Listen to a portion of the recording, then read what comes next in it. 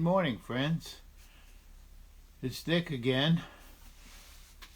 Wednesday morning, April something, 28th, I guess.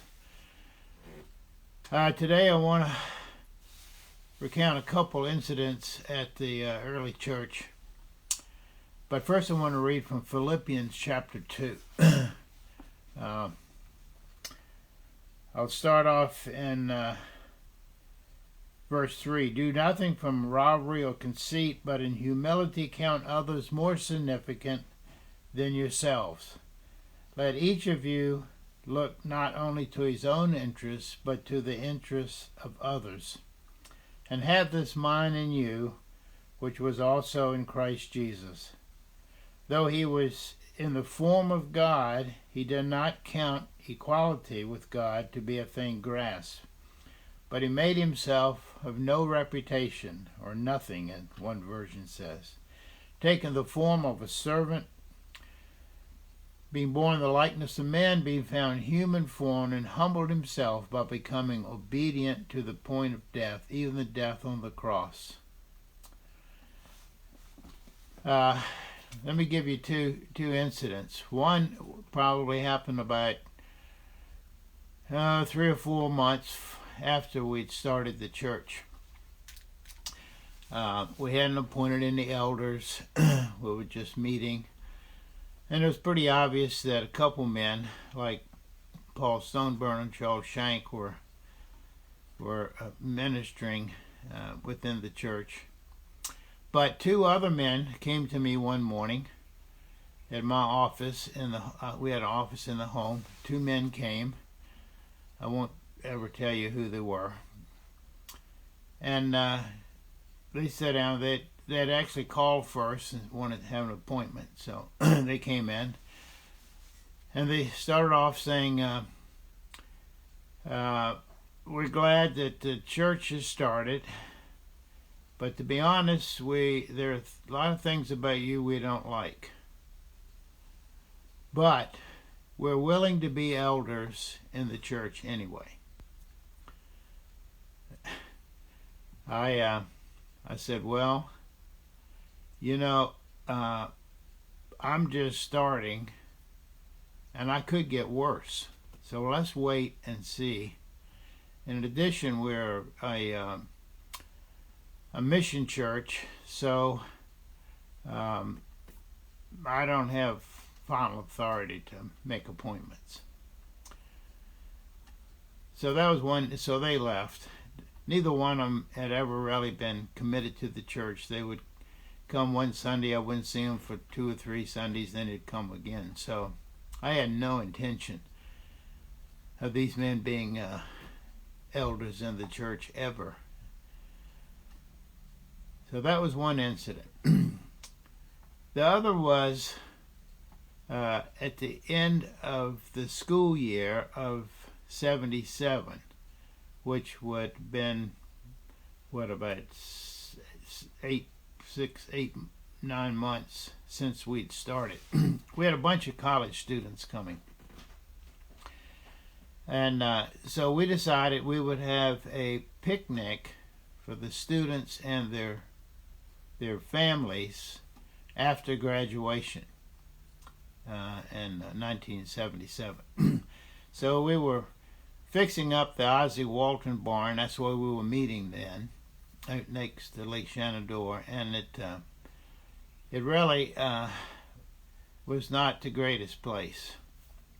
Several people, including Debbie Crummy, said she never really liked worshiping a place with a bunch of moose heads on the wall. And I'm sure it's true for others, but we didn't have anything better.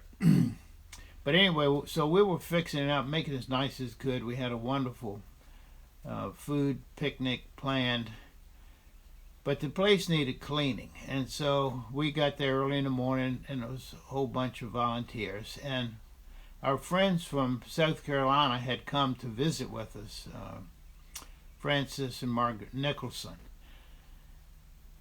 And so we were cleaning, and I said, wonder where Francis is. At some point, and so I went looking for Francis, And he was in the men's bathroom, well, no, the only bathroom,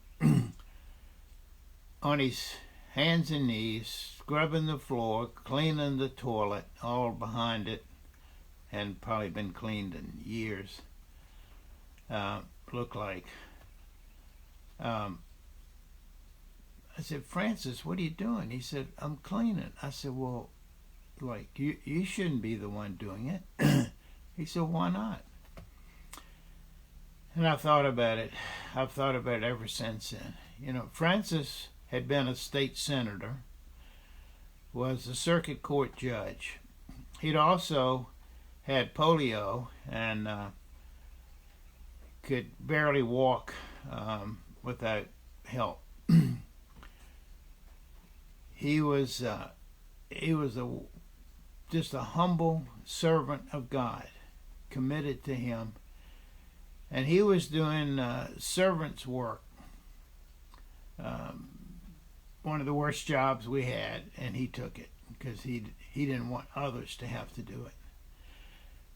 Some years later, he died, probably a couple after that.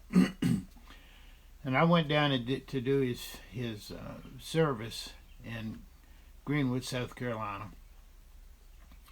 And the day of the service, all the courts in South Carolina were closed. There was no court. And every Supreme Court justice in the state was at his funeral or service. And most other judges. The lieutenant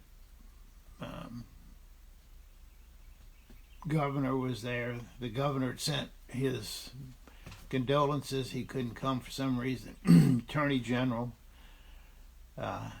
So that's the kind of man he was respected, and but he was doing the work of a servant. But you know, that's the way all of us should be.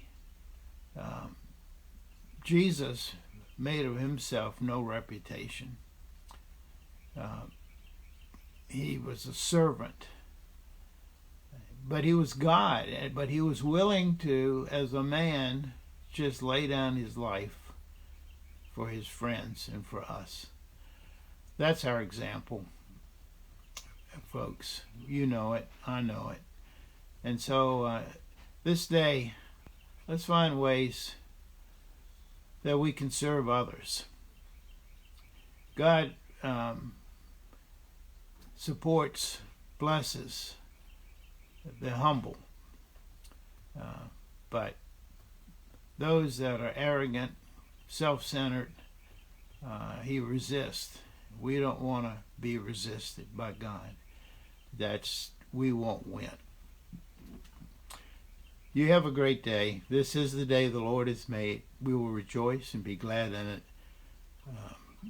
Love you. See you later. Bye.